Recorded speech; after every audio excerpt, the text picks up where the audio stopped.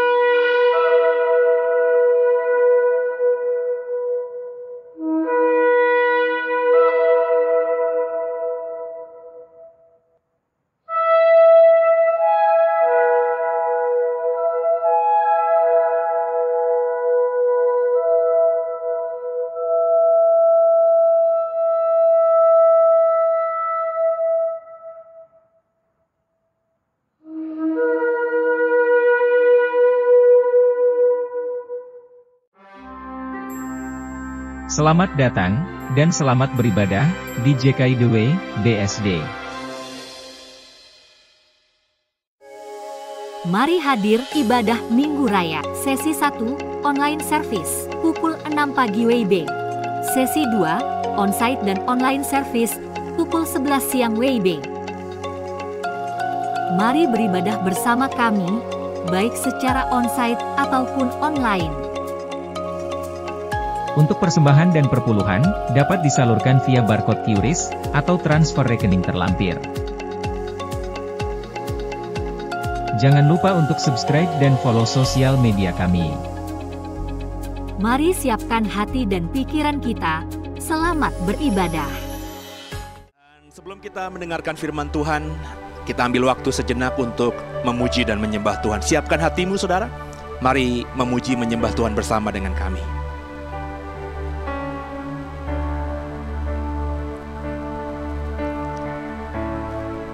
Haleluya.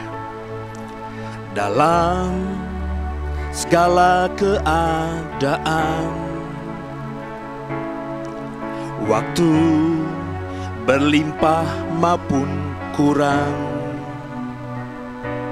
tetap Yesus yang mempesona hatiku.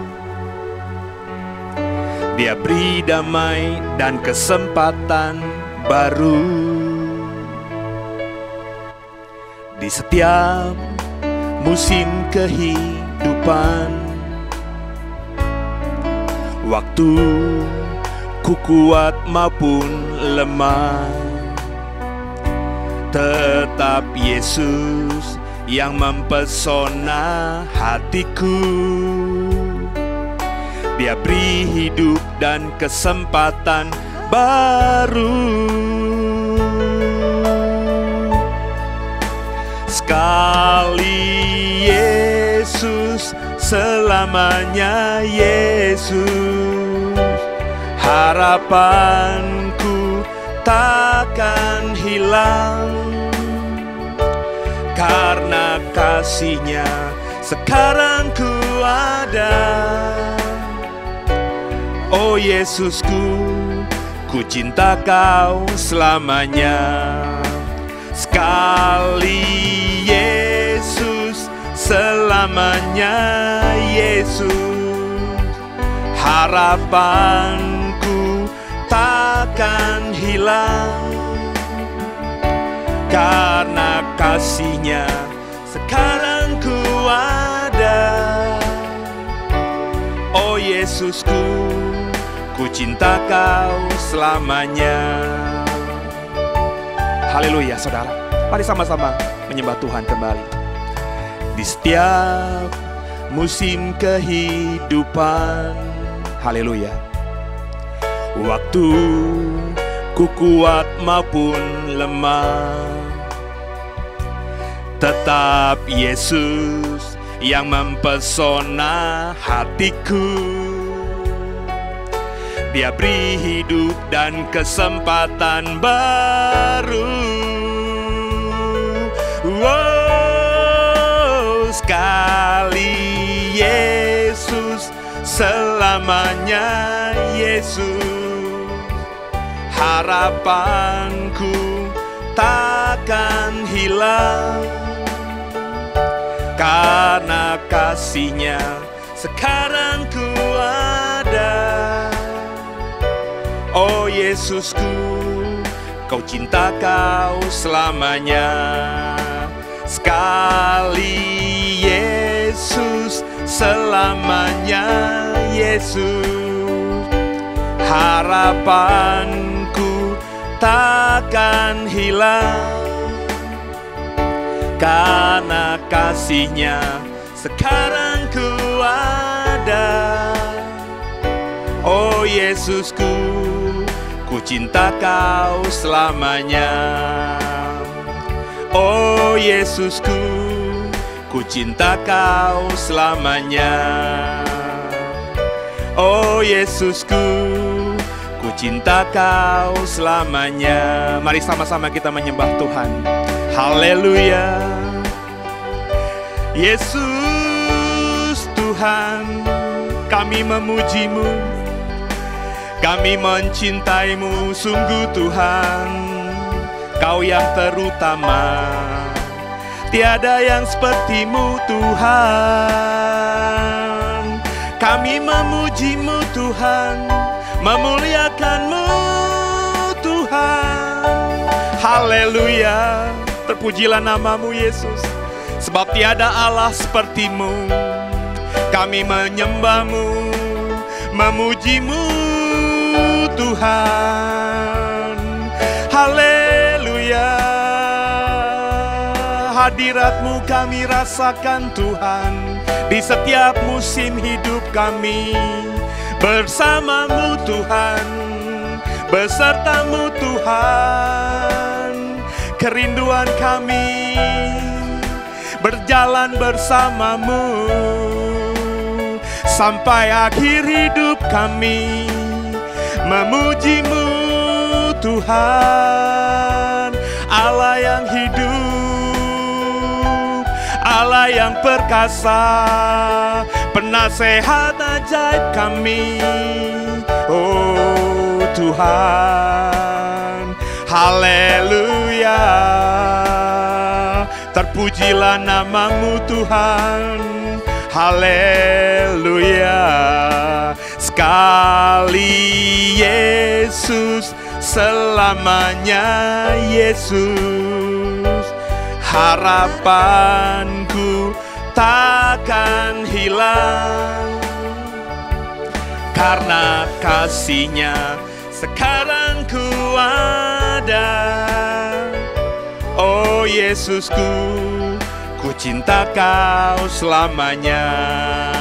Sekali Yesus, selamanya Yesus. Harapanku takkan hilang. Karena kasih-Nya sekarang ku ada.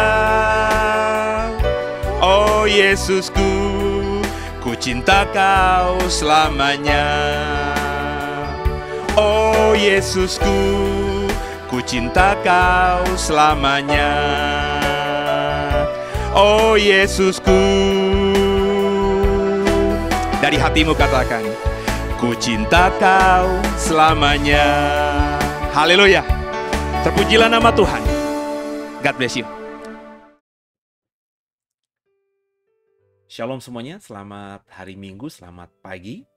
Tenang kembali kita bisa bersama dalam ibadah Minggu online JKIDW jam 6 pagi. Dan saya berharap semua mau dengan hati yang sungguh beribadah kepadanya. Dan sebelum kita diberkati oleh kebenaran firman Tuhan, mari sejenak kita tundukkan kepala, kita berdoa terlebih dahulu. Bapak yang baik, terima kasih buat hari ini kami boleh kembali beribadah Minggu pagi di tahun yang baru di 2024. Kami percaya ketika kami punya kehausan untuk mencari wajah-Mu, mendengarkan kebenaran-Mu, maka kami akan mendapatkan banyak hal daripada-Mu. Hikmat, marifat, pengertian, dan membuat kami akhirnya semakin mengerti bagaimana harus menjalani sisa hidup ini di bumi ini yang menyenangkan Tuhan.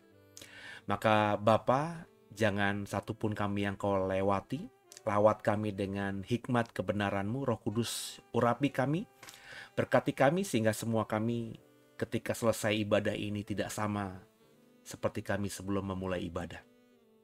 Kami semakin menjadi pribadi yang menyenangkan hati Tuhan, menjadi manusia yang semakin bijak dan semakin indah di mata Tuhan. Ibadah ini, ibadah minggu pagi ini kami serahkan dalam nama Bapa, Putra, Roh Kudus, dalam nama Tuhan Yesus Kristus yang sudah mengajar kami berdoa. Bapa kami yang di surga, dikuduskanlah nama-Mu, datanglah kerajaan-Mu, jadilah kehendak-Mu di bumi seperti di surga. Berikanlah kepada kami pada hari ini makanan kami yang secukupnya, dan ampunilah akan kesalahan kami, seperti kami juga mengampuni orang yang bersalah kepada kami. Dan janganlah membawa kami ke dalam pencobaan, tapi lepaskanlah kami daripada yang jahat. Karena Engkaulah yang punya kerajaan, dan kuasa, dan kemuliaan, sampai selama-lamanya. Haleluya. Amin. Mari Bapak Ibu kita siapkan hati kita. Kita akan belajar kebenaran firman Tuhan di minggu pagi ini.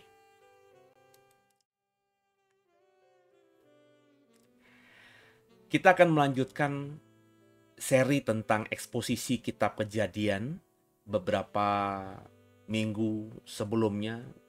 Di sepanjang akhir 2023, saya sudah mulai membagikan ini kepada saudara secara seri. Maka saya berharap Bapak Ibu juga mengikutinya secara seri. Ya, kalau ada yang baru pertama kali mengikuti ibadah minggu pagi ini dan ingin tahu tentang seri tentang penciptaan di Kejadian pasal 1, silahkan cari video ibadah minggu paginya di dalam channel YouTube JKI2W ini. Hari ini kita akan membahas soal tema yang baru tentunya di hari penciptaan yang keempat ya. Mengulik tentang penciptaan benda-benda penerang. Sama-sama kita siapkan hati kita baca firman Tuhan. Mari sama-sama bersama saya. Benda-benda penerang itu diciptakan di hari keempat. Kejadian 1 ayat 14 sampai dengan ayat 19, demikian firman Tuhan. Berfirmanlah Allah, jadilah benda-benda penerang pada cakrawala untuk memisahkan siang dan malam. Biarlah benda-benda penerang itu menjadi tanda yang menunjukkan masa-masa yang tetap dan hari-hari dan tahun-tahun. Dan sebagai penerang pada cakrawala, biarlah benda-benda itu menerangi bumi. Dan jadilah demikian. Maka Allah menjadikan kedua benda penerang yang besar itu, yakni yang lebih besar untuk menguasai siang, dan yang lebih kecil untuk menguasai malam, dan menjadikan juga bintang-bintang. Allah menaruh semuanya itu di cakrawala untuk menerangi bumi, dan untuk menguasai siang dan malam, dan juga untuk memisahkan terang dari gelap. Allah melihat bahwa semuanya itu baik, jadilah petang dan jadilah pagi, itulah hari keempat. Bapak Ibu, sebelum kita mengekspos lebih dalam lagi ayat-ayat ini, saya ingin Bapak Ibu punya pemahaman yang benar dulu ya. Maksud saya benar begini. Seringkali dalam diskusi dengan banyak orang tentang beberapa teks Alkitab, khususnya di Perjanjian Lama, ya lebih spesifik lagi kita sedang ngomong Kejadian pasal 1, kita itu beranggapan bahwa apa yang ditulis dalam Kejadian pasal 1 itu adalah ya sebenarnya seperti itu. Ya, yang benar itu seperti itu. Kita lupa untuk melihat dan menghubungannya dengan konteks kekinian. Ya, saya bisa kasih contoh banyak. Cuma nanti beberapa contoh itu saya jelaskan dalam slide-slide khotbah minggu pagi ini. Yang saya mau tekankan bahwa penulis Kejadian, khususnya Kejadian pasal 1 ini, menulis apa yang dia pahami. Ingat bahwa Alkitab itu bukan turun dari langit. Alkitab ini bukan dalam artian ada seseorang yang disebut nabikah, seseorang yang disebut rasulkah, terus mendapatkan pewahyuan langsung direct dari surga. Mereka dengar suara Tuhan gitu. Terus Tuhan menuntun mereka untuk menuliskan dalam lembaran kertas-kertas, dan kemudian kita dapati sekarang teks Alkitab. Bukan seperti itu. Secara jujur, kita cuma menerka-nerka. Bahkan penulis kitab Kejadian saja, kita masih bisa berdebat ya. Ada yang mengatakan Musa, ada yang mengatakan yang lain, masing-masing punya argumentasi. Dan bahkan untuk konteks kitab Kejadian khususnya pasal 1, kita tidak bisa menemukan dalam pasal 1 apa motivasi si penulis kitab Kejadian pasal 1 ini menuliskan teks yang kita baca barusan. Nggak ada latar belakangnya. Nggak seperti misalnya kalau kita bandingkan surat-surat pastoral dari Rasul Paulus. Paulus bisa menjelaskan, kita bisa mengerti yang hidup 2000 tahun kemudian kenapa Paulus menuliskan surat itu. Karena biasanya dijelaskan masalah di kota tersebut apa, problematika teologisnya apa, sehingga itu yang mendasari Paulus menuliskan surat kepada jemaat tertentu di sebuah kota tertentu. Tapi kalau kita Kejadian, kita nggak bisa ketemu nih. Sebab ayat pertama dalam Kejadian 1 ayat 1 saja langsung berbunyi, pada mulanya Allah menciptakan langit dan bumi. Kita tidak tahu si penulis Alkitab ini disuruh Tuhan untuk nulis ini secara direct gitu. Atau memang ada latar belakang khusus dari si penulis kitab Kejadian menuliskan apa yang dia pahami. Saya kembali tegaskan apa yang dia pahami, apa yang dia imani untuk menjadi sebuah peninggalan dalam bentuk buku, sehingga kemudian anak, mantu, cucu-cucunya, keturunan di bawahnya bisa mengerti apa yang dia pahami tentang penciptaan. Kalau ini yang kita pahami, berarti kita juga harus memahami pemahaman dia tentang penciptaan itu. Ya. Nah, dalam konteks penciptaan ini, ada rupanya beberapa informasi yang kita temukan dalam Kejadian pasal 1, khususnya ayat 14-19 yang kita baca, yang sebenarnya tidak sesuai dengan apa yang dikatakan ilmu pengetahuan hari ini. Misalnya kalau kita baca tadi kan, dalam teks ini, maka Allah menjadikan kedua benda penerang yang besar itu, yakni yang besar menguasai siang, yang lebih kecil menguasai malam, dan menjadikan juga bintang-bintang. Ini kan selaras dengan pemahaman anak-anak kita atau kita dulu ketika usia TK, SD, SMP, bahwa benda-benda penerang itu kita diajarkan bahwa ada matahari di siang hari, bulan di malam hari, dan bintang-bintang di malam hari juga. Kita sebut itu semua sebagai benda penerang. Kitab Kejadian juga mengatakan begitu. Benda penerang yang ada di angkasa, yang ada di langit. Tapi kan ilmu pengetahuan menjelaskan kepada kita bahwa matahari bisa sumber terang. Tapi bulan dan bintang itu tidak atau belum tentu memiliki sumber terang. Khususnya kita ngomongin bulan saja. Bulan itu bukan sumber terang. Kalau kita belajar ilmu pengetahuan, bulan itu tampak terang di malam hari karena memantulkan sinar matahari. Sehingga bagian bumi yang membelakangi matahari itu bisa menjadi terang, ada terang di malam hari itu karena ada pantulan bulan yang memancarkan sinar matahari. Jadi bulan bukan sumber penerang seperti matahari. Juga kalau ngomongin bintang-bintang atau bulan dan matahari, tidak seperti di zaman kita SD. Hari ini kita memahami bahwa bulan itu bukan cuma bulan yang ada di bumi, matahari juga bukan matahari yang bisa kita lihat di bumi saja, bahkan bintang-bintang juga itu bukan sebayangan kita yang kalau kita gambar di dalam waktu kita SD ya, pemandangan ya, ada gambar bintang itu, Bapak Ibu tentu bisa masih ingat ya menggambar bintang ketika zaman kita TK, SD. Bahkan mungkin kita juga kalau memberikan contoh menggambar bintang kepada anak kita, cucu kita juga masih sama dengan pola pikir yang sama, yang lancip-lancip itu gitu saudara ya. Padahal kan bintang bukan itu menurut ilmu pengetahuan hari ini ya. Nah ini yang butuh kita merendahkan hati. Saya tidak mengatakan kitab Kejadian itu salah. Yang saya mau katakan bahwa penulis kitab Kejadian itu ketika menuliskan pemahaman iman dia tentang penciptaan, dia menuliskan sesuai dengan konteks ketika dia hidup. Bahasa ketika dia hidup, pemahaman ilmu pengetahuan ketika dia hidup, dan juga pemahaman iman ketika dia hidup. Nah, ini yang harus terus kita upgrade dengan pemahaman kita hari ini. Sebagai contoh yang lain, di abad belasan gereja itu memahami bumi itu bundar. Kenapa demikian? Karena ilmu pengetahuan hari itu mengajarkan bumi itu bundar, dan gereja sebagai juga yang memiliki posisi penting dalam abad di belasan di dunia Eropa Barat sana, itu juga membaca teks-teks Alkitab tentang bumi itu ya bumi bundar. Seperti matahari terbit di timur, tenggelam di barat. Itu kan secara logika ilmu pengetahuan kita hari ini kan tidak demikian. Mana timur, mana barat itu?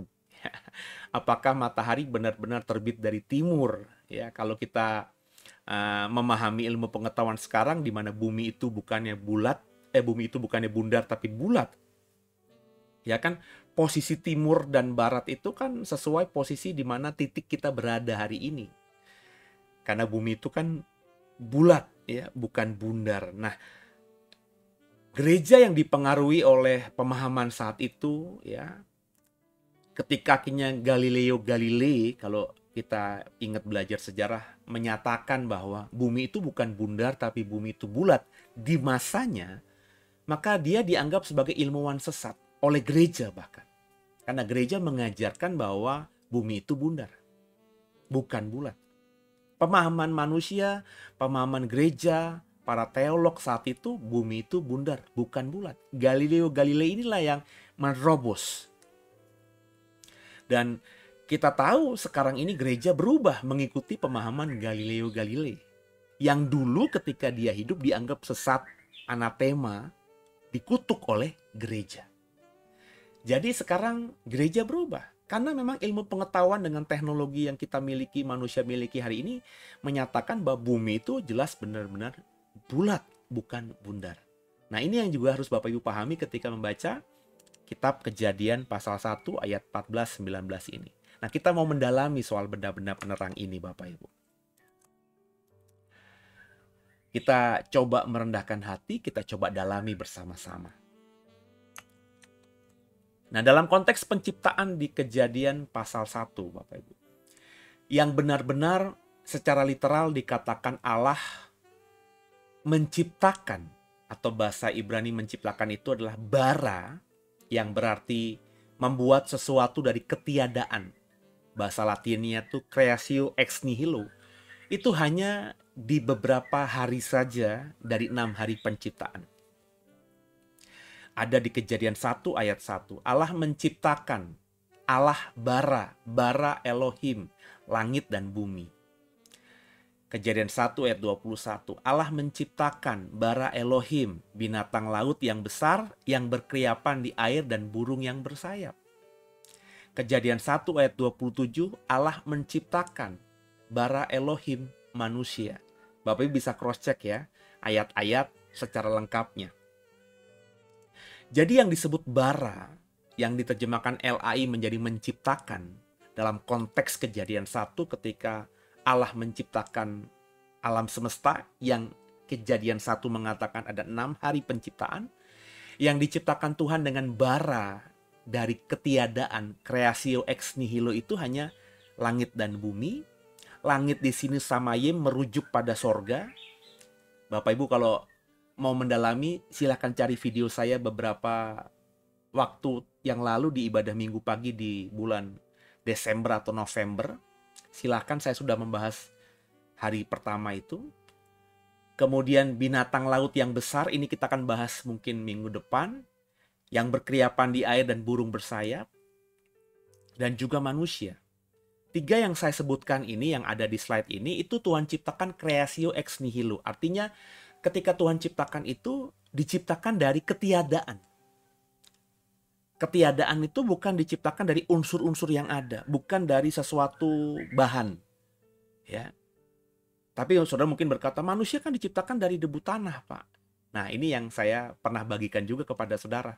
Saya berbeda pemahaman dengan banyak orang, termasuk gereja, tentang penciptaan manusia. Saya menafsirkan manusia yang diciptakan di Kejadian 1 dengan manusia yang diciptakan atau yang ada di Kejadian 2. Lebih spesifik, Adam yang diciptakan di hari penciptaan ke-6 di Kejadian 1 dengan Adam yang ada di Kejadian pasal 2 yang kemudian Tuhan taruh di Taman Eden itu adalah Adam yang bukan berbeda. Mungkin saja Adamnya sama, tapi ada penekanan yang berbeda. Adam ketika Tuhan ciptakan di hari ke-6 di Kejadian 1 tuh diciptakan bara, diciptakan dari ketiadaan. Nah, karena satu dan lain hal, akhirnya di Kejadian kedua, Allah mengatakan manusia yang sudah dijadikan itu, yang sudah bara itu, dibentuk kembali dari debu tanah dan diberikan nafas kehidupan sehingga menjadi makhluk yang hidup. Ya, untuk lebih dalamnya, Bapak Ibu kembali ikuti ya video seri saya. Ini saya hari Minggu, baik yang jam 6 online maupun yang jam 11 tentang doktrin Tritunggal itu saya khotbah seri. Jadi kalau Bapak Ibu tidak ikuti seri sebelumnya, Bapak Ibu nanti ya seperti ini ya, agak gugup, agak gagap, mungkin tidak memahami apa yang saya sampaikan. Seolah-olah saya menyampaikan sesuatu yang ngada-ngada, padahal itu yang saya sebut, yang saya ajarkan itu sudah saya ajarkan sebelumnya. Jadi silakan Bapak Ibu ikuti khotbah seri saya soal penciptaan ini. Artinya yang di luar itu, di luar sorga dan bumi, di luar binatang laut yang besar, yang berkeriapan di air dan juga burung bersayap, juga manusia, itu ketika kita membaca dalam Kejadian pasal 1 soal penciptaan, tidak diciptakan dalam pengertian bara. Tidak diciptakan dari pengertian creatio ex nihilo. Mereka yang lainnya itu ketika Tuhan ciptakan tuh diciptakan dari sumber, dari bahan yang sudah ada. Nah, ini yang harus dipahami oleh setiap kita. Ya saya juga baru mendapatkan ini paling 2 tahun terakhir ketika saya mendalami sendiri, saudara. Selama ini ya saya diajarkan oleh dosen-dosen saya semuanya itu diciptakan ya kun fayakun ya. Sepertinya Allah menciptakan sesuatu itu ya yang Tuhan firmankan jadi. Begitu cepatnya. Maka tidak heran banyak orang mengatakan bahwa penciptaan hari pertama itu 1 kali 24 jam. Hari kedua 2 kali 40 jam. 24 jam. Seminggu itu seminggunya kita. Apakah demikian? Ya, saya sudah menjelaskan ya, tapi nanti saya akan dalami lagi mungkin ketika saya menutup khotbah tentang penciptaan ini. Coba kita kembali kepada konteks pemahaman kita ya. Sebentar Bapak Ibu ya. Berfirmanlah Allah, tadi firmannya begitu ya. Jadilah benda-benda penerang pada cakrawala untuk memisahkan siang dan malam. Jadilah benda-benda penerang. Let there be ya, terjemahan Inggrisnya. Yang kalau diharafiahkan itu biarkan di sana ada. Jadi kata jadilah itu kalau kita melihat terjemahan Inggris yang ada, hampir semuanya menerjemahkan menjadi let there be ya. Yehi ya. Jadi biarkan di sana ada benda-benda penerang pada cakrawala untuk memisahkan siang dan malam. Nah, kata Ibraninya itu dari Yehi tadi. Yang kata ini sudah berkali-kali saya sampaikan dalam khotbah-khotbah seri ini sebelumnya. Yang dikembangkan dari kata dasar hayah. Nah, hayah atau Yehi ini kalau kita lihat kamus Strong 1961 itu artinya come to pass, become atau be. Ya, menjadi atau jadilah. Benda-benda penerang bukan bara. Jadi ketika Tuhan menciptakan di hari keempat benda-benda penerang ini, tidak ada kata bara di situ. Yang saya bilang tadi, bara adalah creatio ex nihilo. Diciptakan dari ketiadaan. Berarti yang kita pahami sebagai benda-benda penerang itu bukan diciptakan melainkan dibentuk atau dibuat dan dijadikan. Ya. Terlebih kalau kita dalami Kejadian 1 ayat 16 ya, ayat setelah ayat yang kita baca barusan. Maka Allah menjadikan. Sebelumnya Tuhan berkata, berfirmanlah Allah, jadilah benda-benda penerang dan seterusnya. Maka kalimat berikutnya, di ayat berikutnya, maka Allah menjadikan kedua benda penerang yang besar itu, yakni yang lebih besar untuk menguasai siang, dan yang lebih kecil untuk menguasai malam, dan menjadikan juga bintang-bintang. Kejadian 1 ayat 16. Nah, kata menjadikan yang saya kasih warna ungu itu diterjemahkan dari kata Ibrani asah. Yang menurut kamus Strong, itu berarti do atau make. Ya, do atau make, menjadikan. Do, membuat. Ya. Maka Allah menjadikan atau membuat kedua benda penerang yang besar itu. Tapi bukan bara. Jadi tidak dalam pengertian creatio ex nihilo. Nah, maksudnya gimana? Penjelasannya bagaimana? Coba kita dalami. Nah, kata asah yang saya jelaskan tadi, yang artinya do atau make itu, dalam konteks penciptaan, kata asah ini mengacu pada proses pembentukan, penyusunan, atau pengelolaan sesuatu yang sudah ada. Sebuah tindakan mengubah atau membentuk kembali bahan yang sudah ada menjadi sesuatu yang baru atau berbeda. Jadi benda-benda penerang itu dijadikan bukan dari ketiadaan. Sebelum seperti benda penerang yang kita tahu sekarang, matahari, bulan, dan bintang, unsur-unsur yang menjadikan matahari, bulan, dan bintang, bahan-bahan yang Allah gunakan untuk menciptakan matahari, bulan, dan bintang itu sudah ada sebelumnya. Beda dengan tadi yang saya jelaskan. Sorga dan bumi. Sorga dan bumi, kita ngomongin bumi aja. Bumi itu menggunakan kata bara. Jadi para rabi-rabi Yahudi, termasuk saya, juga beberapa teolog perjanjian lama Kristen mengatakan bahwa bumi itu memang diciptakan dari ketiadaan. Sebelumnya sama sekali nggak ada. Nah, jangan tanya sama saya sebelum nggak ada itu ngapain Allah. Itu masih misteri ilahi yang kita nanti tanyakan kepada Allah. Allah itu adalah pencipta segalanya. Ya, Elohim itu pencipta segalanya. Yehova itu pencipta segalanya. Nah, Allah ketika menciptakan bumi itu bara, diciptakan dari ketiadaan.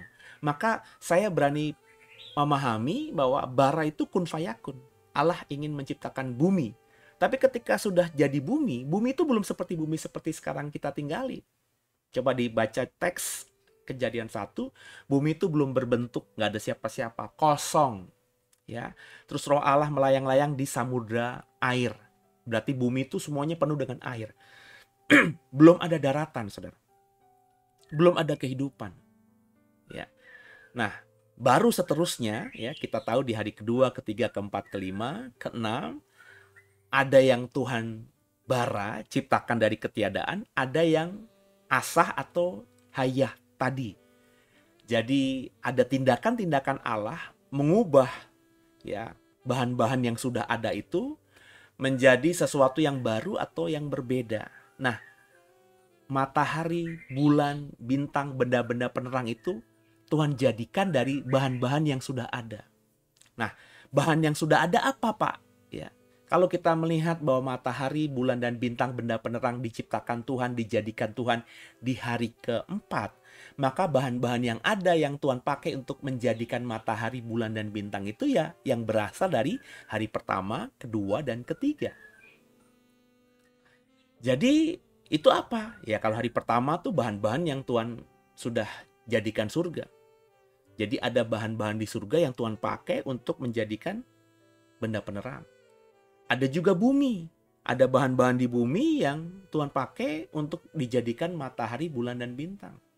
Hari kedua Tuhan menciptakan cakrawala, alam semesta tanpa benda-benda penerang. Ya. Jadi bahan-bahan itu mungkin debu-debu luar angkasa, ya. Hal-hal yang kimia, fisika yang terdapat ketika Tuhan menciptakan cakrawala atau langit atau samayim itu Tuhan pakai juga untuk menjadikan matahari, bulan, dan bintang-bintang dalam pengertian Kejadian 1 ayat 9 sampai dengan ayat 14 tadi ya, sampai dengan ayat beberapa ayat setelahnya. Jadi Bapak Ibu harus memahami ini. Nah, karena matahari, bulan, dan bintang, benda-benda penerang itu diciptakan dari bahan yang sudah ada, dan kita akhirnya tahu bahwa matahari itu besar sekali. Kenapa dia bisa ada inti nuklir sehingga memancarkan api ya. Bulan juga kita tahu tidak kecil. Maka tentu ketika Tuhan menjadikan semua tadi dari bahan-bahan yang sudah ada, kita mengerti bahwa bisa saja bahwa proses pembentukan atau penjadian benda-benda penerang itu membutuhkan waktu jutaan bahkan miliaran tahun. Itu yang ketika saya mulai merendahkan hati dan menemukan informasi ini, mendapatkan informasi ini, tentu Roh Kudus juga bicara kepada saya akhirnya terbuka bahwa apa yang dikatakan ilmu pengetahuan itu ya tidak sepenuhnya bertentangan dengan Alkitab. Kan seringkali kita diajar bahwa udah beriman aja deh, ya. Kalau ilmu pengetahuan mengatakan B, firman Tuhan mengatakan A, udah A aja deh, B itu pasti salah gitu. Ternyata ketika saya membaca Alkitab, khususnya penciptaan ini dalam perspektif yang baru karena saya mau merendahkan hati, ya, saya menemukan informasi bahwa ilmu pengetahuan atau hasil riset dari ilmu pengetahuan tentang alam semesta ini itu tidak terlalu bertentangan dengan apa yang dikatakan Alkitab. Artinya meskipun penulis kitab Kejadian pasal 1 itu ketika menuliskan ini dalam pemahaman dia saat itu, pemahaman dia saat itu tidak sepenuhnya salah. Ya, tidak berarti sepenuhnya salah. Meskipun kalau kita lihat dengan konteks pemahaman kita yang hidup di 2024, yang dipahami oleh penulis Kejadian pasal 1 mungkin saja sudah gap-nya terlalu jauh. Tapi yang dia sampaikan itu tidak salah. Terlebih ketika kita membaca teks aslinya. Di mana saya percaya meskipun tadi Tuhan tidak menyuruh langsung penulis Kejadian untuk menuliskan tentang penciptaan, tapi kan kita imani dia menuliskan itu dengan pertolongan Roh Kudus, Roh Allah. Sehingga meskipun ilmu pengetahuan yang dia pahami dan segala yang dia pahami saat itu masih terbatas, tapi ada tuntunan dari Roh Kudus. Sehingga meskipun dia tulis dengan bahasa masa lalu, pemahaman masa lalu, tapi karena ada Roh Kudus yang menerangi, tidak salah. Ya, terlebih kalau kita baca sesuai teks tadi, ya. Bapak Ibu paling tidak sudah memahami ada kata bara, ada kata yehi, haya, atau ada kata asah tadi. Dari 3 kata ini saja yang kita tidak mungkin dapatkan pengertiannya kalau kita membaca pakai teks Indonesia, teks LAI, tapi kalau kita baca pakai teks aslinya kita memahami bahwa itu ada perbedaan. Maka akhirnya kita seperti saya sekarang ini yang membagikan kepada saudara memahami bahwa apa yang disampaikan ilmu pengetahuan itu tidak salah. Coba kita dalami lebih lagi. Maka Allah menjadikan kedua penerang yang besar itu, yakni yang lebih besar untuk menguasai siang. Yang kita tahu kemudian benda penerang yang besar yang menguasai siang itu kita sebut matahari. Nah, di tata surya kita ada satu matahari. Inilah yang dibentuk Tuhan untuk menjadi benda penerang yang besar dan menguasai siang yang tertangkap oleh kita yang hidup di bumi. Sehingga kita bisa mengatakan, oh siang itu jadi terang karena matahari, dan itulah benda penerang terbesar yang bisa kita lihat dari bumi. Nah, dalam tata surya kita, matahari itu adalah pusat, dan bumi serta planet lain mengitari matahari. Jadi menurut ilmu pengetahuan itu, pusatnya di tata surya kita matahari, dan bumi itu termasuk planet-planet yang lain itu mengorbit pada matahari. Maka pusatnya matahari. Tapi kalau kita membaca dalam Alkitab, Kejadian pasal 1, bumi itu diciptakan lebih dahulu dibandingkan matahari. Bumi diciptakan di hari pertama, sedangkan matahari diciptakan di hari keempat. Itu fakta Alkitab ya. Berarti ketika bumi diciptakan, matahari belum ada. Tapi pada faktanya, ilmu pengetahuan menjelaskan bahwa bumi itu ditaruh mengorbit pada matahari. Yang dipahami seolah-olah matahari itulah pusat dari tata surya kita. Menurut ilmu pengetahuan. Nah, ini kan berarti ada 2 perbedaan pemahaman. Alkitab mengatakan bumi diciptakan dulu, pusat tata surya bukannya matahari tapi bumi, karena bumi diciptakan lebih dulu, matahari baru berikutnya. Sedangkan ilmu pengetahuan membuktikan bahwa bumi itu mengorbit pada matahari dan bumi itu berarti bukan pusatnya. Pusat tata surya kita adalah matahari. Nah, bagaimana menjelaskan ini? Kalau bagi saya, dua-duanya, baik pemahaman Alkitab maupun ilmu pengetahuan tidak berbeda. Nah, saya ketika menemukan perbedaan ini, coba berdoa dan bergumul, dan Tuhan taruhkan hikmat itu di hati saya mengatakan begini, bahwa ya, bumi itu Tuhan ciptakan pertama. Tapi pada faktanya bumi ditaruh untuk mengorbit pada matahari, itu mengindikasikan bahwa Tuhan tidak ingin bumi menjadi sombong. Lebih lanjutnya, manusia yang diciptakan gambar dan rupa Allah, sebagai gambar dan rupa Allah, diciptakan spesial dibandingkan makhluk hidup yang lainnya, itu ditaruh di bumi. Ya. Bumi itu diciptakan dulu, spesial dibandingkan semua yang ada di alam semesta ini. Tapi pada faktanya bumi itu ditaruh untuk mengorbit pada matahari. Manusia yang diciptakan lebih unggul dari makhluk yang lainnya, itu juga diajarkan untuk rendah hati. Meskipun dia spesial, meskipun kita spesial, diciptakan menurut gambar dan rupa Allah, tapi kita juga harus menghormati ciptaan Tuhan yang lainnya.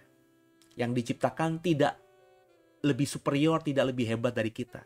Kita harus menghargai mereka, kita harus menjaga mereka. Itulah hikmat, saudara. Ya. Jadi bagi saya, apa yang saya baca di Alkitab dengan apa yang dipahami ilmu pengetahuan tidak bertentangan. Saya tetap meyakini kalau ada ilmuwan mengatakan bahwa bumi itu diciptakan kemudian. Di tata surya kita yang paling pertama diciptakan matahari, baru planet-planet yang lain, baru bumi. Saya bilang tidak. Silakan kalau kamu mempercaya itu. Saya mempercaya Alkitab. Alkitab saya mengatakan bahwa bumi diciptakan lebih dahulu. Tapi kan kita sudah meneliti, ada ilmu pengetahuan. Ada teknologi yang membuktikan bahwa bumi itu mengorbit pada matahari. Ya. Setahun itu butuh waktu mengorbit sampai di posisi yang sama kurang lebih 365-an hari. Itu ilmu pengetahuan. Ya saya bilang iya. Terus kok bisa bumi diciptakan lebih dulu? Ya karena saya jelaskan tadi. Hikmat yang Tuhan taruhkan supaya bumi nggak sombong. Supaya manusia juga yang menempati bumi, karena bumi itu diciptakan untuk manusia juga tidak boleh sombong. Bumi dan manusia harus merendahkan hati dan menghargai ciptaan Tuhan yang lainnya. Yang bahkan diciptakan lebih kemudian, dalam konteks makhluk hidup diciptakan lebih rendah daripada manusia. Itu pesan yang saya dapatkan. Hikmat yang saya dapatkan. Nah, tahukah saudara bahwa tata surya kita itu hanya satu di antara 400 miliar tata surya lain di galaksi Bima Sakti? Ini yang harus dipahami oleh semua saudara. Ya. Dalam artian konteks astronomi nih ya, bintang itu adalah matahari dalam arti mereka adalah bola gas raksasa yang memancarkan cahaya dan panas dari reaksi fusi nuklir mereka. Di intinya, di inti matahari. Jadi bintang yang ada di Kejadian 1 sebagai benda penerang di malam hari dan juga pengertian bintang secara ilmu pengetahuan aja sudah berbeda. Kalau bintang itu, kalau ini saya masih pagi, subuh sekali ya. Ketika saya keluar masih bisa ngeliat bintang. Tapi bintang dalam ilmu pengetahuan itu artinya matahari. Sebab benda luar angkasa lain tuh banyak, tapi benda luar angkasa yang menjadi seperti bola gas raksasa yang memancarkan cahaya atau panas dari reaksi fusi nuklir di intinya itu ya disebut matahari atau bintang dalam pengertian ilmu pengetahuan. Nah, di tata surya kita, Bapak Ibu, kan kita memahami bahwa tata surya kita itu mataharinya satu. Itu nggak benar.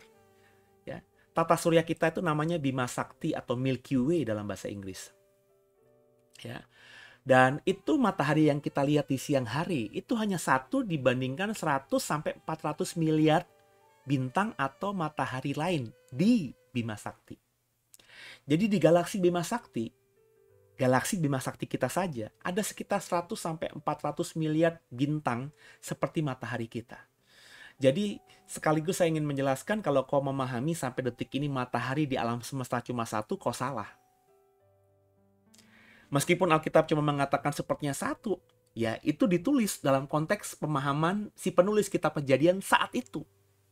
Ya, tidak salah, memang dalam posisi di bumi matahari cuma satu. Tapi ilmu pengetahuan 2024 ini sudah membuktikan bahwa di luar angkasa sana ada banyak matahari-matahari. Bahkan di galaksi Bima Sakti kita ada sampai maksimal 400 miliar matahari. Itu kata banyak ahli astronomi. Dan itu baru di galaksi Bima Sakti saja. Di seluruh alam semesta, ilmu pengetahuan memperkirakan ada ratusan miliar bahkan triliunan galaksi yang seperti galaksi Bima Sakti kita. Bayangin ya, kalau galaksi Bima Sakti kita saja punya kurang lebih 100 sampai 400 miliar matahari seperti matahari kita, sedangkan galaksi Bima Sakti itu hanya satu di antara triliunan galaksi di luar angkasa, maka yang namanya bintang yang namanya bola gas raksasa seperti matahari kita, itu di alam semesta tidak terhitung. Nggak ada yang bisa menghitungnya, Bapak Ibu. Sampai detik ini belum ada teknologi yang bisa menghitungnya. Ini menunjukkan bahwa ketika kita membaca di Alkitab Tuhan menciptakan matahari, dengan pemahaman ilmu pengetahuan ini kita jangan seperti anak TK yang punya pemahaman Tuhan hanya menciptakan satu matahari untuk manusia. Ternyata ada triliunan bahkan tak terhitung jumlahnya matahari atau bola gas raksasa yang memancarkan cahaya atau panas atau api di luar angkasa. Itu tak terhitung. Luar biasa ya. Kita lebih menghargai penciptaan loh saudara, ketika saudara mau merendahkan hati dan membaca Alkitab, juga melihat literatur ilmu pengetahuan yang ada. Itu matahari. Yang berikutnya, maka Allah menjadikan kedua benda penerang yang besar itu, yakni yang lebih besar untuk menguasai siang dan yang lebih kecil untuk menguasai malam. Yang lebih kecil menguasai malam ini kemudian dinamakan bulan. Nah, bumi kita ini memiliki satu bulan, dan bulan itu mengitari atau mengorbit pada bumi sekitar 29,5 hari. Itu makanya satu bulan ada 30-an hari. Jadi bumi kita ini memiliki satu bulan. Bulan ini mengorbit pada bumi kita.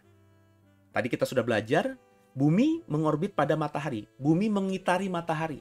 Satu tahun itu kurang lebih 365 hari. Sampai akhirnya bumi ada di posisi yang sama sebelum dia mengorbit. Sedangkan bumi sendiri punya bulan.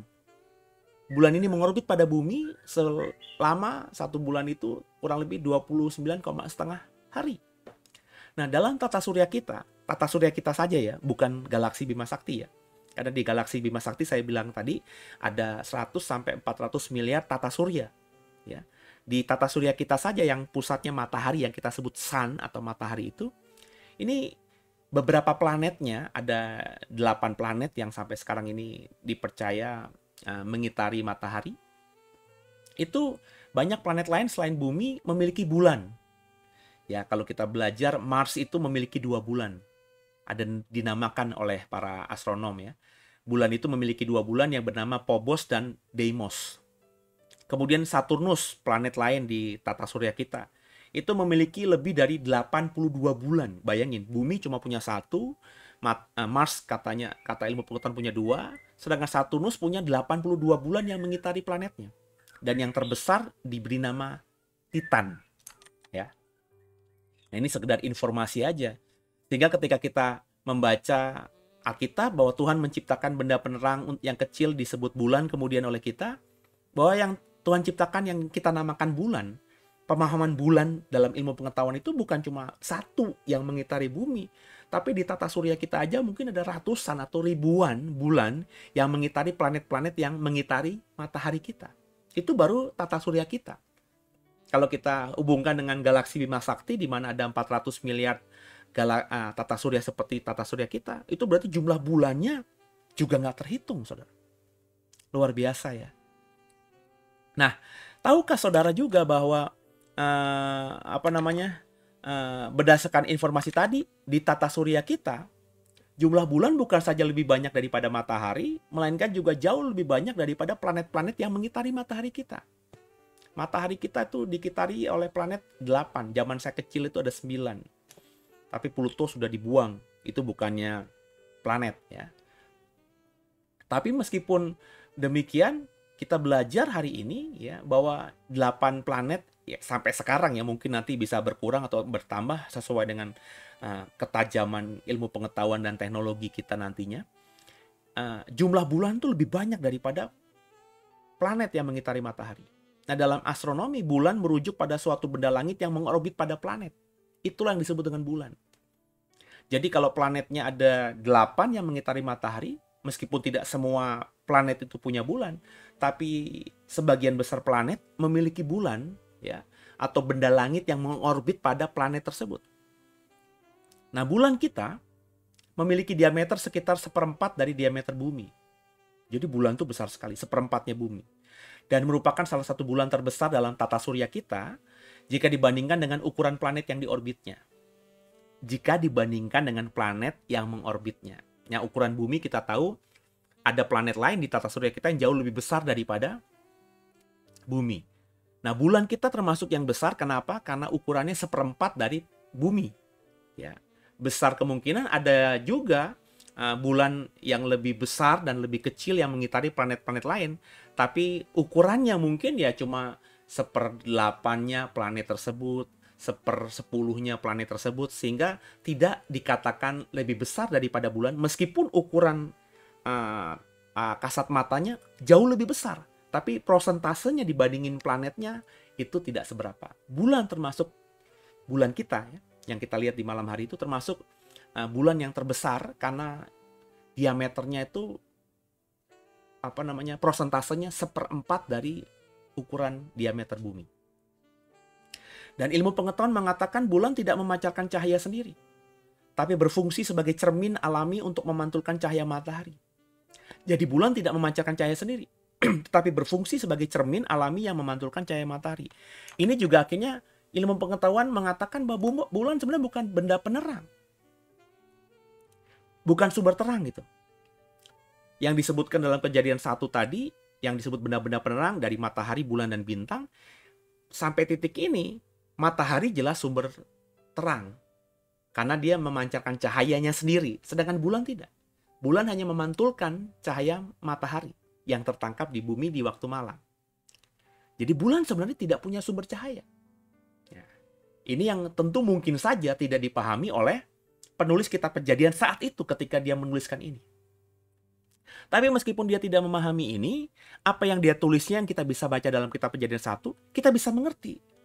Kita bahkan bisa menghargai tulisannya, kita bisa menghargai kebenarannya. Kenapa? Karena kita belajar bahwa apa yang dia pahami di saat itu sangat terbatas. Itu yang saya mau katakan berkali-kali. Semakin hari kita semakin bisa menafsir Alkitab lebih tajam lagi. Kenapa? Karena kita punya pemahaman ilmu pengetahuan, wawasan yang jauh lebih luas daripada orang-orang yang dulu bahkan menulis kitab-kitab yang kita baca di Alkitab. Yang disebut nabi, para rasul, ya saya menghormati mereka. Mereka mungkin punya iman yang luar biasa, tapi kalau ngomongin konteks ilmu pengetahuan, kita tentu lebih pintar dari mereka semua. Ya. Jadi Bapak Ibu jangan memahami bahwa kita ini yang hidup di abad modern lebih bodoh dari nabi-nabi dan rasul-rasul. Enggak, kita lebih pintar. Kalau saudara mau mengeksplor apa yang bisa kita dapatkan dengan gratis di dalam konteks hidup 2024 ini. Apalagi dengan internet. Jadi sumber terang adalah matahari. Nah, bulan hanya memantulkan cahaya matahari ke bumi. Ini konteksnya. Yang di sebelah kiri itu adalah matahari, di tengah-tengah bumi, di sebelah kanan itu bulan. Bulan itu tidak punya terang. Cuma karena posisinya dia bisa memantulkan cahaya matahari yang dia dapatkan, dan di tempat bumi yang gelap, yang berada di belakang matahari, itu tampaknya bulan bersinar. Padahal bulan tidak bersinar. Sinar bulan itu dari sinar matahari yang dipantulkannya dan tertangkap di dalam bumi yang gelap atau bumi malam. Nah, sekarang kita belajar soal berikutnya.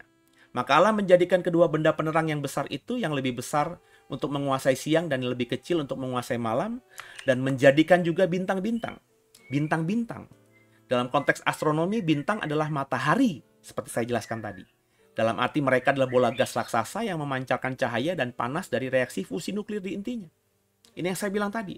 Pemahaman bintang yang dipahami oleh mungkin penulis Alkitab dan juga zaman kita TK, dengan pengertian bintang yang mestinya Bapak Ibu pahami di usia yang sudah matang, ilmu pengetahuannya cukup, bahwa bintang itu ternyata bukan seperti yang kita pahami sekarang atau dipahami orang awam. Bintang itu adalah matahari-matahari, ya. Dalam konteks Kejadian 1, yang disebut bintang adalah benda luar angkasa yang terang dan bercahaya di malam hari. Itu pemahaman Kitab Kejadian pasal 1, mungkin itu pemahaman juga penulis Kitab Kejadian pasal 1, pemahaman yang sama yang kita dapatkan ketika kita TK. Bahwa bintang itu adalah bercahaya di malam hari. Ya. Bintang itu banyak. Maka kita punya imajinasi ketika kita kecil bahwa ada sumber terang yang besar namanya matahari, ada bulan yang juga menerangi di malam hari, dan ada banyak benda-benda yang berkeliapan. Terangnya tuh kedap-kedip seperti ilustrasi background yang saya buat di slide ini. Kedap-kedip gitu ya. Apakah seperti itu? Ternyata tidak, saudara. Sebab dalam astronomi bintang itu adalah sebenarnya matahari. Matahari yang saya bilang tadi. Kalau ngomongin di galaksi Bima Sakti kita, di mana di galaksi Bima Sakti kita punya 400 miliar tata surya seperti tata surya kita, berarti ada kurang lebih 400 miliar matahari di galaksi Bima Sakti saja. Sedangkan di luar angkasa ada kurang lebih sampai ratusan bahkan triliunan galaksi. Berarti matahari yang ada di luar angkasa itu bukan cuma satu, tapi tak terhitung. Dan itulah yang mungkin bisa disebut sebagai bintang, saudara, ya, yang tertangkap di bumi. Jadi berdasarkan informasi tadi, semua yang memancarkan terang atau bisa menjadi sumber terang di langit di waktu malam hari selain bulan disebut bintang-bintang. Nah, bintang-bintang artinya semua cahaya matahari yang jumlahnya triliunan di seluruh alam semesta yang sinarnya bisa tertangkap di bumi sewaktu malam seperti saya jelaskan tadi. Nah, bintang-bintang juga bukan cuma matahari tapi juga semua benda-benda termasuk bulan-bulan, termasuk juga asteroid, meteor yang ada nggak terhitung di luar angkasa sana, yang mungkin memantulkan cahaya matahari mereka, dan cahaya yang memantul dari benda-benda luar angkasa itu tertangkap oleh kita di bumi. Jadi sekarang kita belajar bahwa bintang-bintang itu adalah matahari-matahari yang jumlahnya triliunan tak terhitung di luar angkasa sana. Juga yang menjadi terang di malam hari yang kecil yang kita sebut bintang itu juga bisa berarti mungkin benda-benda luar angkasa, termasuk bulan, termasuk meteor, termasuk asteroid, ya, benda-benda luar angkasa lain yang mungkin sedang mengorbit di matahari mereka, dan sinar pantulan matahari mereka tertangkap oleh kita, ya. Nah, itulah yang disebut dengan bintang. Makanya ketika Tuhan berkata kepada Abraham, anakmu nanti akan sejumlah bintang, Abraham bilang nggak bisa. Bintang itu nggak terhitung. Ya, kalau kita memahami ilmu pengetahuan dan kita selaraskan dengan kebenaran Alkitab. Nah, Allah menaruh semuanya itu, Bapak Ibu, di cakrawala untuk menerangi bumi, dan untuk menguasai siang dan malam, dan untuk memisahkan terang dan gelap. Nah, bicara soal benda-benda penerang bumi, yakni matahari, bulan, dan bintang, ternyata bukan seperti yang dimaknai anak-anak kecil, melainkan seluruh alam semesta. Matahari bukan satu, ada triliunan matahari di alam semesta. Bulan juga bukan cuma satu, ada triliunan mungkin juga jumlah bulan di luar angkasa sana. Bintang itu bukannya yang kita lihat, tapi jumlahnya mungkin ya ratusan, ribuan triliun di luar sana, kita tidak bisa hitung. Jadi dengan pemahaman yang wow begini, ketika kita membaca di Alkitab, Tuhan menjadikan asah benda penerang, Alkitab tidak bertentangan dengan ilmu pengetahuan, yakni teori Big Bang. Kalau Bapak Ibu membaca bahwa alam semesta ini, kata ilmu pengetahuan, itu dimulai dari Big Bang. Maka ada teori Big Bang, teori ledakan besar. Di mana dikatakan ilmu pengetahuan bahwa ketika Big Bang itu terjadi, alam semesta mulai terbentuk.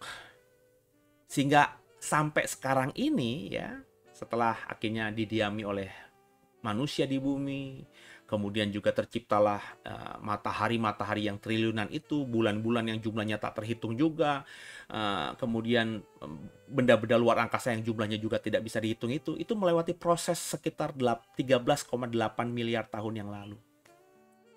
Jadi alam semesta ini terbentuk sekitar itu, 13,8 miliar tahun yang lalu. Jadi mengerti yakinnya yang saya katakan tadi. Makanya ketika Tuhan menciptakan benda penerang, itu kalimatnya bukan bara. Kalau bara itu diciptakan dari ketiadaan. Jadi seperti menjentikan jari. Nggak ada, jadi ada. Ya. Tapi benda penerang itu asah dalam bahasa Ibrani. By process. Bahannya sudah ada, sumbernya sudah ada, terus Tuhan bentuk kembali, dan akhirnya jadilah alam semesta. Jadilah matahari yang jumlahnya triliunan, jadilah bulan yang jumlahnya tak terhitung, dan juga benda-benda luar angkasa yang sama sekali tidak bisa kita hitung satu persatu. Jadilah semua itu yang ada di alam semesta sekarang, itu by proses panjang. Alkitab tidak menjelaskan detail, tapi membedakan antara bara dan asah. Ilmu pengetahuan mengatakan alam semesta terjadi kurang lebih 13,8 miliar tahun. Tidak bertentangan dengan Alkitab. Karena Alkitab tidak menggunakan kata bara ketika Tuhan menciptakan benda penerang yang kita maknai sebagai seluruh benda luar angkasa itu, tapi menggunakan kata asah. Luar biasa ya. Alkitab itu meskipun tidak detil, tapi tidak berdusta. Meskipun si penulis kitab Kejadian ini terbatas ilmu pengetahuan di konteks dia ketika hidup, tapi akan ada Roh Kudus. Roh Kudus bisa mengiluminasi, memberikan pencerahan kepada dia, sehingga dia menuliskan sesuatu yang tidak akan bertentangan dengan apa yang akan dipahami oleh manusia-manusia yang hidupnya ribuan tahun setelah dia, dengan pemahaman pengetahuan yang semakin tajam. Makanya saya bilang, saya sekarang sama Alkitab itu nggak akan pernah meragukan. Meskipun ada ayat-ayat yang saya tafsirkan berbeda, tapi Alkitab tetap kebenaran. Berbeda itu dalam artian berbeda dengan banyak gereja. Tafsiran saya ini tidak banyak dipahami oleh gereja. Ya. Tafsiran saya soal doktrin Tritunggal itu juga bertentangan dengan pemahaman gereja secara umum. Tapi saya tidak mengatakan bahwa Alkitab salah. Alkitab benar. Nah, saya menafsirkannya dengan progresif, dengan hikmat yang baru. Ya, yang saya percaya kalau semua kita mau seperti itu, kita juga pasti mendapatkannya. Apalagi kalau kita sama-sama menafsirkan Alkitab dengan mengandalkan Roh Kudus, pasti sama. Jadi, meskipun ada banyak kebenaran yang sepertinya berbeda dengan apa yang dikatakan Alkitab, tapi Alkitab tidak bertentangan. Nah, untuk kita remanya di hari Minggu ini apa? Bagi saya, ketika Tuhan menciptakan alam semesta ini, Tuhan siapkan semuanya indah untuk umat manusia. Sehingga akhirnya dalam konteks kita yang hidup di bumi ini, manusia yang hidup di bumi ini, kalau ngomongin malam saja, kita tidak terlalu gelap gulita. Kecuali mendung. Ada awan yang menutupi atmosfer bumi. Sehingga kita nggak bisa melihat luar angkasa dengan kasat mata. Tapi kalau nggak ada mendung, nggak ada awan, kita akan berjalan dalam terang bulan. Keren ya saudara ya. Kita juga akan ditemani dengan bintang-bintang. Yang kita tahu jumlahnya itu bukan cuma satu. Kita bukan cuma bisa lihat bulan satu. Bintang cuma kita bisa hitung beberapa, enggak. Meskipun tertangkap di bumi cuma beberapa bintang saja, tapi ternyata di luar sana ada triliunan matahari, saudara. Seperti matahari kita yang jaraknya mungkin jutaan tahun cahaya. Sehingga tertangkap dari bumi itu seperti kelap-kelip kecil saja. Padahal kalau nanti ada teknologi, kalau Tuhan belum datang ya. Kalau kita hidupnya, manusia bisa hidup 1000 tahun lagi. Atau 100 beberapa ratus tahun lagi, saya yakin ada teknologi transportasi yang bisa membawa manusia bisa pergi ke luar galaksi. Mungkin seperti film Avengers, seperti film-film DC ya, superhero, dan juga teknologi zaman modern yang katanya bisa membuat pesawat bisa melanglang ke luar angkasa. Mungkin jika itu terjadi nanti, saudara, kita akan menemukan matahari ternyata banyak sekali di luar angkasa sana. Bukan matahari kita saja. Dan semua yang menciptakan siapa? Tuhan. Tidak ada satupun di alam semesta ini yang tidak diciptakan Tuhan. Dan kita memahami sekarang ini sebagai makhluk yang diciptakan spesial, gambar dan rupa Allah. Semua yang saya sebutkan, saya bagikan tentang benda penerang di ibadah pagi ini, Tuhan jadikan terlebih dahulu. Baru kemudian manusia yang terakhir Tuhan ciptakan. Artinya Tuhan siapkan semuanya indah dulu buat kita. Mestinya saudara paham ini. Akhirnya kalau sudah paham, saudara akan menghargai dirimu. Bahwa kau itu spesial di mata Tuhan. Akhirnya kau memahami bahwa Tuhan itu begitu baiknya sama saudara. Hal-hal ini kalau kita tidak dalami, kita tidak akan menjadi orang yang bersyukur. Saudara. Orang bisa bersyukur kalau dapat berkat uang. Biasanya begitu. Tapi kalau yang seperti itu, orang yang tidak bertuhan pun juga begitu. Ketika dapat berkat uang dari siapapun, dia bilang thanks God. Kata thanks God itu diucapkan bukan cuma oleh orang beriman, tapi oleh orang kafir, orang tak beragama juga. Itu sudah menjadi budaya thanks God itu. Karena Tuhan bagi mereka ya bukan Tuhan seperti yang kita imani. Tapi kita mestinya lebih lagi bisa bersyukur. Bukan cuma berkat uang yang kita dapatkan, tapi segala. Saya berusaha membagikan ini kepada saudara. Berharap sungguh saudara lebih menghargai dirimu, dan berharap sungguh kau lebih menghormati Tuhan yang menciptakan semuanya indah untuk saudara. Tundukkan kepala, kita doa.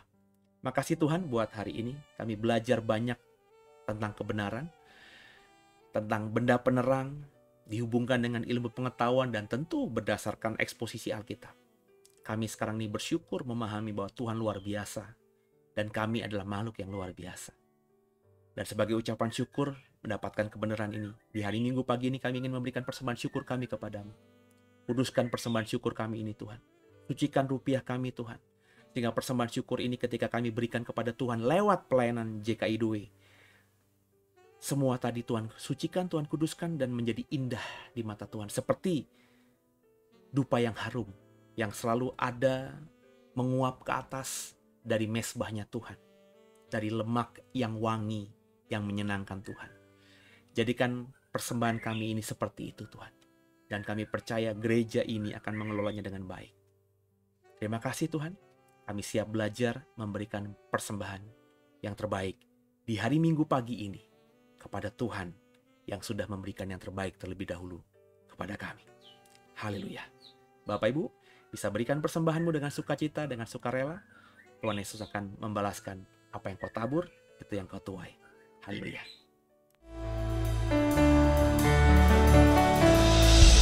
Akan ku datang dengan tangan yang hampa, akan ku bawa yang terbaik bagimu. Dengan senang hati dan aku nyatakan rasa syukurku untuk kebaikanmu. Takkan ku datang dengan tangan yang hampa, kan ku berikan tubuh, roh, dan jiwaku di atas mezbahmu, dan aku korbankan yang ku miliki semuanya untukmu. Ini persembahanku, ucapan syukurku, seluruh hidupku, dan ku berikan bagimu.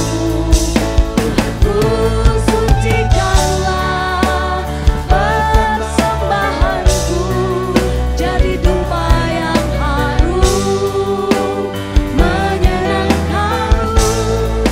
Tuhanku, terimalah. Kiranya Tuhan yang memberkati dan membalaskan apa yang kau tabur, itu yang kau tuai, saudara. Ya.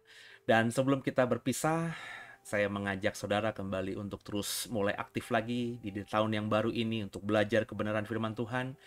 Saudara bisa menjadi bagian dari pelayanan kami dengan ikut join dalam membership di channel YouTube JKI Doe ini. Ada banyak kelas yang kita berikan. Ada berbayar saudara ya, ada membership yang 19.000 supaya saudara mendapatkan seminggu sekali pengajaran soal akhir zaman dari saya. Kemudian juga ada yang sekolah Alkitab. Bapak Ibu yang mau sekolah Alkitab tapi tidak mau ribet dengan tugas dan tidak mau ribet dengan waktu harus hadir, bisa diikuti kelas itu kapan saja, di mana saja. Saudara bisa ikut jadi membership, nggak sampai 50.000 per bulan. Seminggu ada 2 episode atau 2 program yang saya berikan. Biasanya saya berikan di weekend, di Jumat dan Sabtu. Ya, kita sedang belajar doktrin tentang Allah, teologia proper, yang akan saya lanjutkan mulai minggu depan ini atau minggu ini, saudara ya. Dan ayo ya, cuma Rp50.000, Bapak Ibu belajar kebenaran lebih dalam lagi. Dan juga nanti jam 11 ada ibadah Minggu, Bapak Ibu yang tinggal di Serpong dan masih ada waktu untuk mempersiapkan diri, kita belajar berkomunitas. Saya undang semuanya ke Doe, siapapun saudara, dari gereja mana, bahkan tidak bergereja, bahkan yang baru bertobat, atau bahkan yang baru mau belajar kenal Tuhan, silakan saya undang ke gereja untuk belajar bersama dengan saya. Kalau nanti ketemu dengan saya, ya kita bisa berkenalan, dan saya akan mendoakan saudara tentunya, mengurapi saudara, memberi yang terbaik yang saya imani kepada saudara, ya, supaya saudara menjadi orang yang bertumbuh dengan kuat, ya. Saya akan senang kalau saudara mau berkomunitas bersama dengan kami. Yang tinggal di luar bisa juga berkomunitas menjadi jemaat online, menjadi simpatisan. Nanti bisa menghubungi nomor WhatsApp yang ada. Tolong saya dimasukkan menjadi keluarga besar JKI Doe. Nanti Bapak Ibu akan dimasukkan di dalam WhatsApp grup kami atau Telegram kami, sehingga paling tidak Bapak Ibu bisa mendapatkan informasi apa saja yang akan kami lakukan ya. Juga dengan menjadi member, Bapak Ibu berarti juga bisa untuk dilayani dalam konseling kah, butuh bantuan doa, kami siap untuk melayani saudara gitu ya. Jadi semoga apa yang kami kerjakan bisa jadi berkat buat saudara. Mari sama-sama kita di tahun yang baru ini kita menjadi manusia yang lebih baik lagi dibandingkan yang sebelumnya. Dan kita mau berdoa saudara ya. Sebelum kita akhiri, kita doa syafaat. Bapak yang baik, terima kasih buat hari ini. Kami sudah belajar tentang benda-benda penerang yang membuat kami amazing, membuat kami amazed, membuat kami terkagum-kagum kepada Tuhan yang benar-benar memberi yang terbaik sebelum Kau menciptakan kami manusia. Terima kasih buat pemahaman yang baru. Kami juga sudah memberikan persembahan. Doa kami persembahan ini menyenangkan hati Tuhan. Dan sebelum kami berpisah, kami doa buat Indonesia. Berikan Indonesia yang terbaik Tuhan. Bulan depan kami pemilu, Pilpres. Semoga kami bisa punya pemimpin yang dari Tuhan. Kami juga mau berdoa buat damai sejahtera sukacita atas Indonesia. Dan pakai kami gerejamu Tuhan untuk menjadi alatmu, menjadi terang dan garam bagi Indonesia ini. Berkati gereja-gereja yang ada, agar di hari Minggu ini mereka semua bisa melayani-Mu, memberi yang terbaik, mengajar jemaatnya, sehingga gereja-gereja semakin menjadi berkat bagi Indonesia dan terutama khususnya masyarakat di sekitarnya. Terima kasih buat segalanya Tuhan. Kami mau serahkan hari Minggu kami ini ke dalam tangan-Mu. Di hari pertama di minggu ini kami sudah mencari Tuhan. Kami percaya di sisa minggu yang akan kami jalani besok, Senin, Selasa, Rabu, Kamis, Jumat, Sabtu, kami akan jadi pribadi yang keluar lebih daripada seorang pemenang, karena keluar masuk rumah kami diberkati oleh Tuhan. Ampuni salah dosa kami. Yesus Kristus adalah Tuhan Juru Selamat kami yang hidup, dan ke dalam tangan-Mu lah kami serahkan tubuh, jiwa, dan roh kami. Bapak Ibu, terimalah berkat Tuhan, arahkan hatimu. Biarlah damai sejahtera dari Allah Bapa, cinta kasih dari Tuhan Yesus Kristus, serta persekutuan yang manis, mesra, intim dengan Roh Kudus, menyertai-Mu, menyertaiku, sehingga kau diberkati seperti Allah memberkati Abraham, Ishak, dan Yakub. Keluar masuk rumahmu diberkati di dalam nama Tuhan Yesus.